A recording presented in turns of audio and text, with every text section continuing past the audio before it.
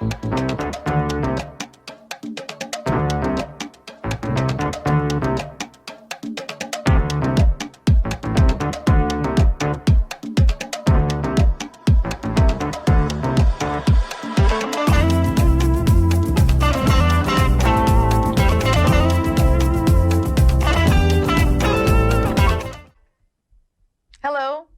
name is Minerva Perez, and you are watching Conversations with OLA.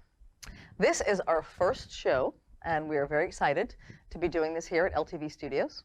And we want to kind of share with you what the format is going to be. We're going to do this show sometimes in English, sometimes in Spanish, and sometimes in a bit of a mix, a mezcla. OLA is a nonprofit organization. We are based on the East End of Long Island. Our advocacy, education, the arts, a range of initiatives that we run and believe in and help shepherd through the East End and beyond. You'll learn more about those if you want to check out our website at OLA of Eastern Long Island, our Facebook page, and also our YouTube channel, where this show will also live. So I want to share with you that today our special guest is Jon Lopez. Hi, Jon. Hey. So Jon is a Sag Harbor native and a person who I think is one of the brightest, most compassionate, hardworking young men that I've met in a long time. And so I'm so happy that you are our first guest here at Conversations with OLA. Yeah, I'm happy to be here. Thank you. Sure. So what I'd love to do is start off with your present. Right now, at this moment, you're at Georgetown University. So tell us a bit of what's going on with you and what you're thinking about right now. Yeah, so it's officially been a year since we started a virtual learning, remote learning system. It's been a pretty hectic time. None of us undergraduate students were prepared for it. Neither is faculty, but I'd say around this time after a year, it's been an adjustment period, but I'm looking forward to go back. And I've been doing well, with leadership positions that I've obtained over the past 2 semesters, so things have been really looking up for me at Georgetown. What are you focusing on right now in Georgetown? So I'm going to be a senior in the fall. I'm majoring in sociology and double minoring in government and Spanish. I'm aspiring to go to law school, so this entire year is what I'm going to be prepping for the LSAT, and hopefully it all goes well. Hopefully along the way I continue the leadership positions I have, maintain a presence on campus, and then most importantly, maintaining a presence here, back at home. That's awesome. That's awesome. So you're here for a couple of reasons as our first guest. One is because I think the work that you're doing academically and the work that you do in this community and the way that you have thrown yourself into some of the work with OLA and volunteering has just been really inspiring. So I want to talk about your career aspirations, your academic work, and I also want to talk about this very important topic of mental health, mental and emotional health, specifically within our adolescent communities.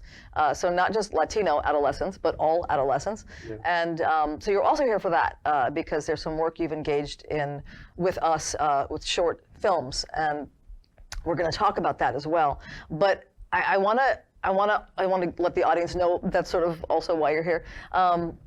And to share right now, when you want to go into government and you want to go into law school, what are some of the reasons that motivate you to choose such a path?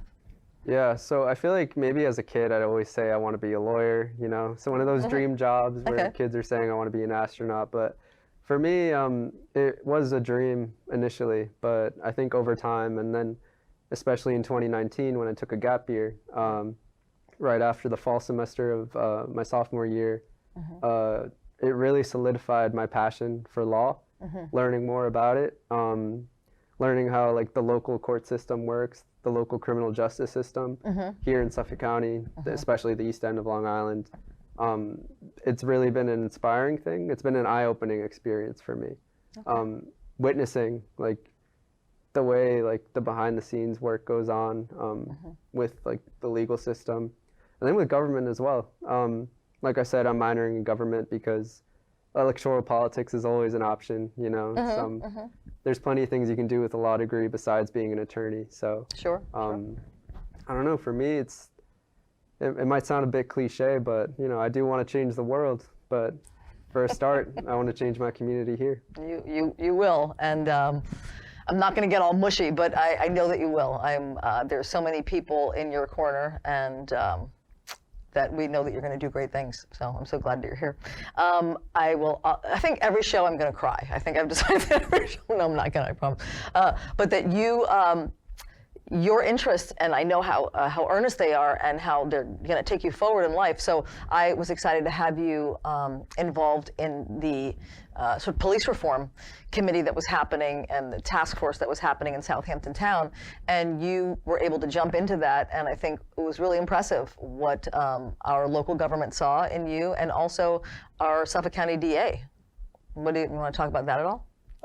Yeah, I mean, honestly, it was a bit of a nervous thing, you know, because I think now more than ever, I want to say people my age, and I guess everyone in general has really been learning a lot about the functions of the criminal justice system and about systemic oppression. So for me, when I had the opportunity to meet with the clerk committee, the Community Law Enforcement Review Committee, I wanted to be a bit prepared and also demonstrate that I am knowledgeable, especially when it comes to social justice, especially on a local level, rather than just a broad general overview of it. So going into that, like, I wanted to be honest about some of the experiences that my family's gone through and that other families have gone through, especially as someone who's Latino here on the East End of Long Island. So for me, being able to be that young person to bring that experience, bring that knowledge into the committee, it was something that I, you know, right from the start of that meeting, that first meeting, I wanted to do. Yeah, and you were heard. You were heard. So I want to switch gears a bit right now. Yeah. And I want to share how you got involved with the mental health initiative that we're doing. And I'll share a bit why OLA even got involved in such a thing.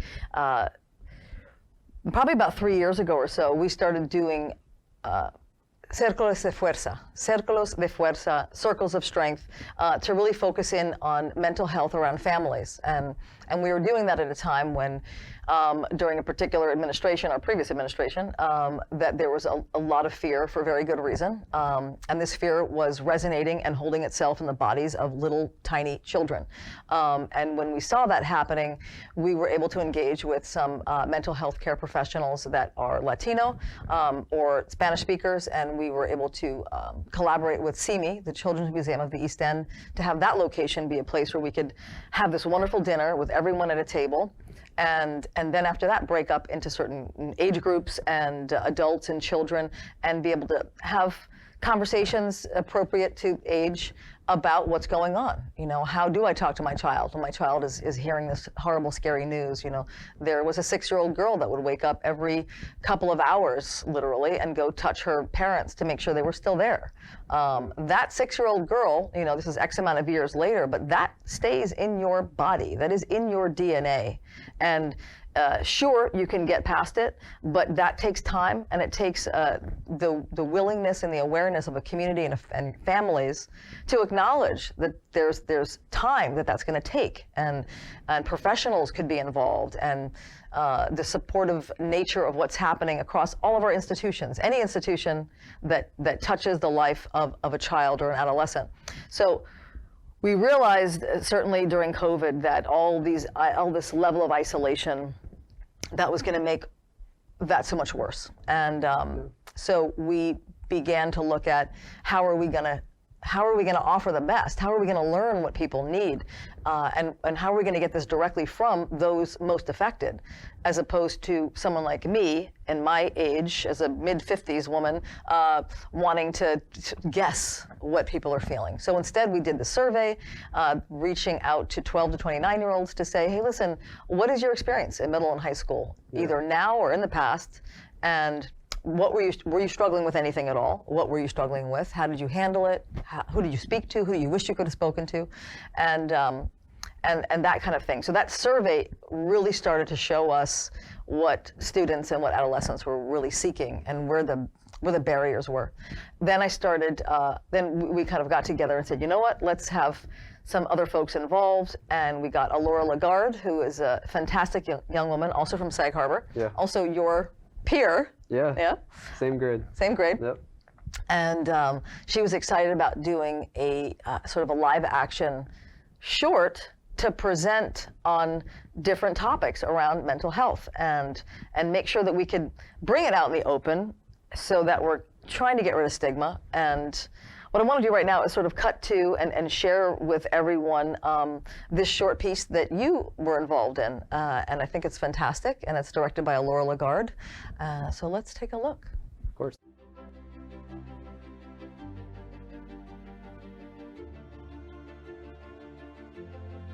This was the most problematic mental health issue that continues to haunt me. But I feel fortunate enough to state that I am truly overcoming this hurdle. Imposter syndrome took control of my college life as an 18-year-old freshman. At Georgetown University, I felt even more out of place. Moreover, I felt that Georgetown made a mistake admitting me. I was not doing very well in my classes, and I couldn't help but feel that I wasn't at the same level as my classmates. In my mind, my classmates were valedictorians, winners of multiple scholarly awards, published authors, interns for prominent corporations or political figures. I was just Jon Lopez, a Mexican-American kid from the East End of Long Island.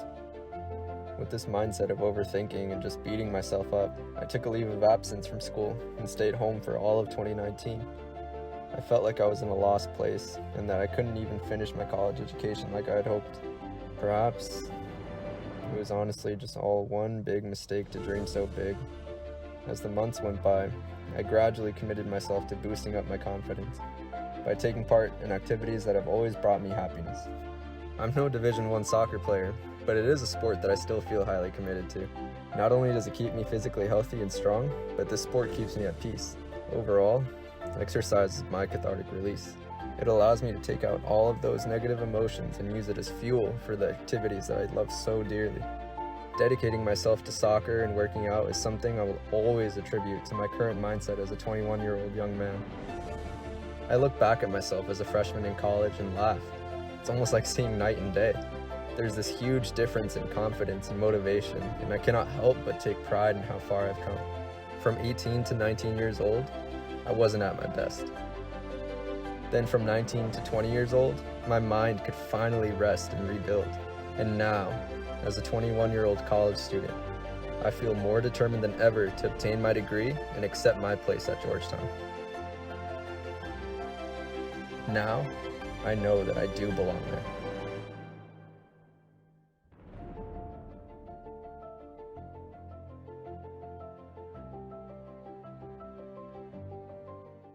So that is a fantastic piece, directed by Laura Lagarde, with you, and everything in that is you. This is what you wanted to present and what you wanted to share. What made you want to share that? So I think imposter syndrome is something that everyone goes through, without a doubt. Mm-hmm. But for me specifically, as a first-generation American, son of Mexican immigrants, mm-hmm. My experience growing up in a predominantly white community, going to predominantly white schools, and then a predominantly white university has been a bit of a struggle. Just because I always felt like I never really fit in. Yeah. And you know, I could say it's because of my ethnicity, it's because of the culture that I grew up with. Mm-hmm. Without a doubt, plenty of differences. But I think I would struggle a lot because in some of the institutions I found myself at, especially Georgetown, mm-hmm. I started to not believe in myself. You know, like of course, like right after I got the admissions letter from Georgetown saying you've been accepted, congratulations, mm-hmm. I was ecstatic, I was happy, I was like, oh my God, I can't believe this. But, you know, even after a few semesters there, mm-hmm. despite the education and despite me knowing like I was capable, the admissions committee saw something in me. Sure. I felt like I didn't deserve a spot there. Mm-hmm. I felt like if anything, maybe someone else deserved it. Maybe from a similar background as myself. Mm-hmm. Wow. But I thought like maybe someone else like should have been going to Georgetown rather than me. Like I should have been going somewhere else. Mm-hmm. And honestly, it did lead to like a bit of like a mental downfall for me. Mm-hmm. My grades like tanked a lot. I really like my self-confidence went down. Mm-hmm. I started having a lot of doubts, and I started having a lot of doubts about what I wanted to do like later on in life, you know. Mm-hmm. I started questioning like, do I even want to go to law school? Do I want to graduate from here? Yeah. So taking that year off was really rejuvenating. It was a rejuvenating year. It was a year of learning, maturing, and just like gaining a bunch of experience and knowledge. And then, you know, once I had like decided that, you know, I'm going to go back to Georgetown in spring 2020, I felt prepared, I felt ready, and I felt really confident. Like I felt unbelievably ready to just like take on the world and be like, you know what, like I've learned so much about myself in this past year. I'm so confident now in my abilities. I know what I'm capable of. Like I have no doubts. And you know, after that, like it's been amazing. You know, a lot of the things that I've been given at Georgetown, even here at home, I never would have expected it 2 years ago. You know, 3 years ago actually, when I was 18 years old. So honestly, it's been a crazy ride, but I'm grateful for all the opportunities I've been given. And I think that film, that short, captures it so perfectly because it building up to that moment and you kicking that ball right where it needs to go, and you know, it just really captures that, and it's inspiring to watch that. So it's so short, it's amazing. You know, good filmmaker, good subject can put together something that really stays with you, and that piece stays with me all the time. I'm glad we could share it, and I want to let everyone know that can be available to see whenever you want to see it on our YouTube channel. So it's OLA, O-L-A of Eastern Long Island, our YouTube channel. So you could find that, and you could find there's another piece that I want to talk about right now, is called Voices of Youth, and this is a piece also directed and edited by Laura Lagarde, and it is it's a way that we sought to bring the voices of the people who responded to the survey to life. And in our survey, which you can also find on our website, it's called Ni bien ni mal, neither good nor bad, and we wanted to bring these voices to life because they are letting us know what's going on, what they need, what's working, what's not working, what the barriers are to mental and emotional health support across middle and high schools. And so we chose certain quotes, and we made sure that any of the quotes that we chose were of respondents who said they were okay for us to use those quotes, because we do ask that in the survey, if we can share that to help break stigma and help raise awareness and actually create better access for mental and emotional health support. So we chose those quotes, and it's a 7-minute short, and we're not going to show it here, but please go to our website channel. How did you feel that came out? I think it came out really well, beautifully presented, obviously, by Laura. And I think it was a necessary video to post, just to see some of the way you bring some of the quotes to life. Because I think, in all honesty, these aren't things that people really publicize so much, you know, especially on social media. I think nowadays it's definitely more normalized, like to actually share and be honest about, you know, I'm struggling and I know others are probably struggling as well. So I think being able to see that though, like in a video was, in a way, like for me, it's like, you know, it's reassuring to know that, you know, it's not just you who's struggling as well, but plenty of others who have their own struggles. Yeah, and I think with this topic, it might have its own spin, maybe for different cultures potentially, but honestly, it just, you know, the need exists across the board for everybody to have more access to mental and emotional health support and to be able to speak about these things. And but there's also, you know, within our own community, there's one of the quotes that we have is from a person, not sure, you know, well, the person talking about the fact that he believes in his Ecuadorian culture that well, what I'd like you to do, maybe if you don't mind, solo en español, if you can read this part in Spanish, and then I'll talk about it in English. Yeah. Mi familia tenía la creencia que los problemas de familia no se tenían que hablar con nadie. Fue difícil llegar a un lugar donde el hablar del sufrimiento que me causó el abuso emocional del matrimonio de mis padres no se sintiera como una traición a ellos.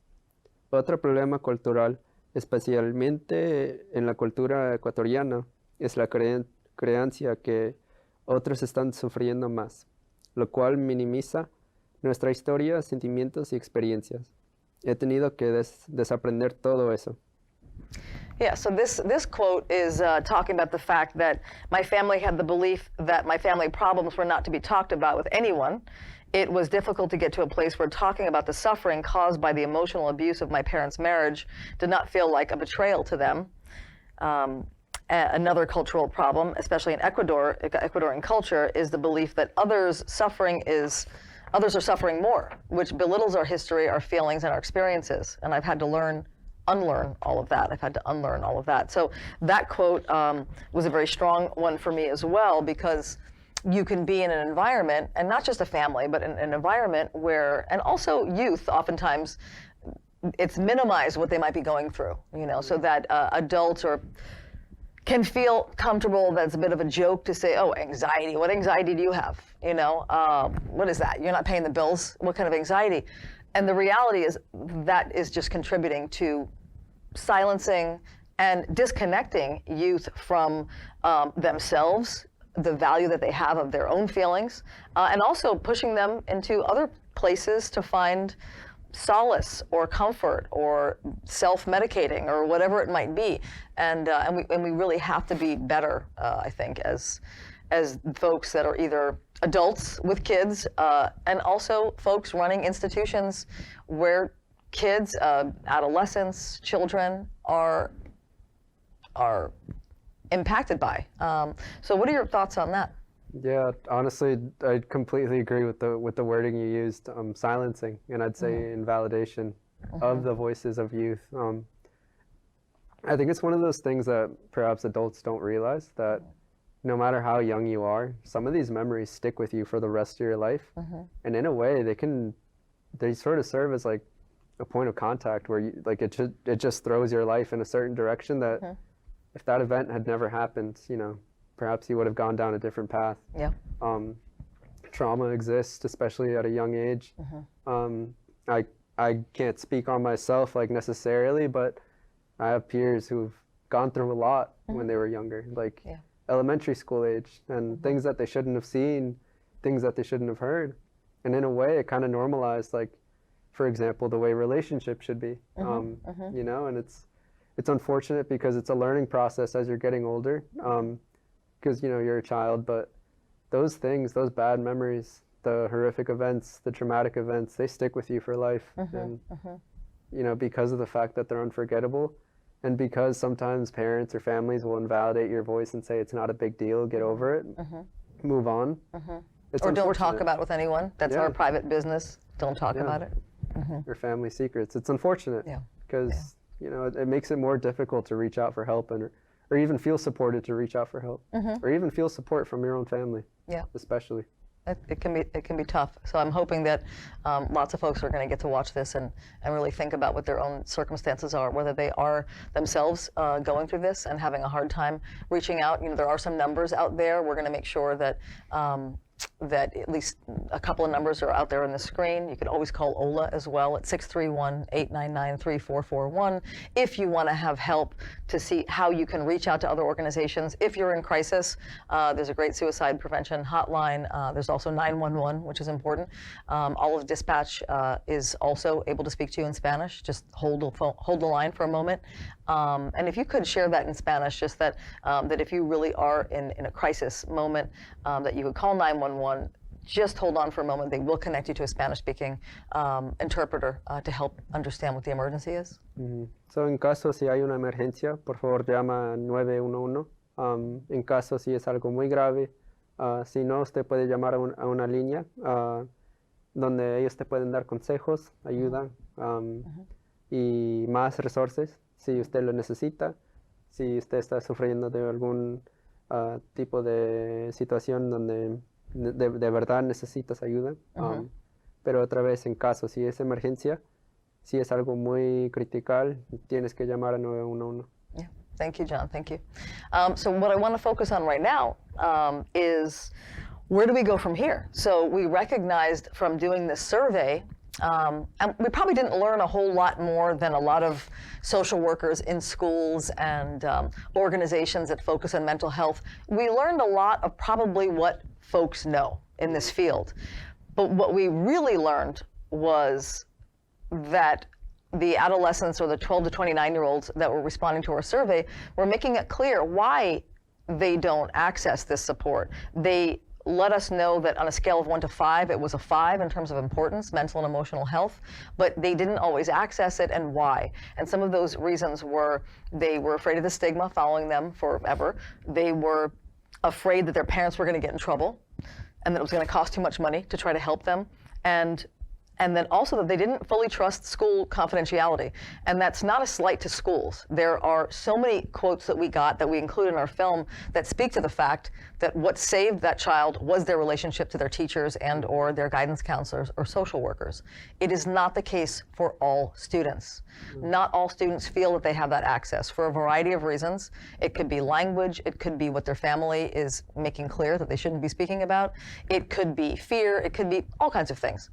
So what we're looking at right now, and OLA is leading a conversation on this, and I'm going to say that with humility, but we are leading a conversation on what do we do now with access for adolescents, and adolescents including Latino members of our community, Latino adolescents, folks that are not fully proficient in English. We've got 24 East End school districts out here, and in all of those districts, there probably are ELL students, those are English language learners, who are still learning English fully. And we already know that in a school environment, it's kind of a natural selection thing where you will have a group of people who is maybe the most shunned, I would say, and sometimes even by fellow Latinos, because this group of students doesn't quite have the language and they feel they have to band together. But tell me your experience a little bit about in middle school and high school about what happens with an ELL student or a group of ELL students. So I can say it's definitely like a group that you become close with. So with I guess when I was in middle school and I'm gonna cut you short there. I did not realize we were coming so close. So we're gonna talk more about that. Maybe we'll have more conversations with Jon on OLA's Facebook channel. But for right now, we are speaking with some of the folks running different programs out here in the East End related to mental health, and we're very hopeful that OLA is going to be part of the answer to this in terms of bringing better prevention or more prevention models to our East End for adolescents. Jon Lopez, thank you for being here. Yeah, it was a Thank pleasure you to all be here. for joining us. Thank you, Jon. Yeah, definitely.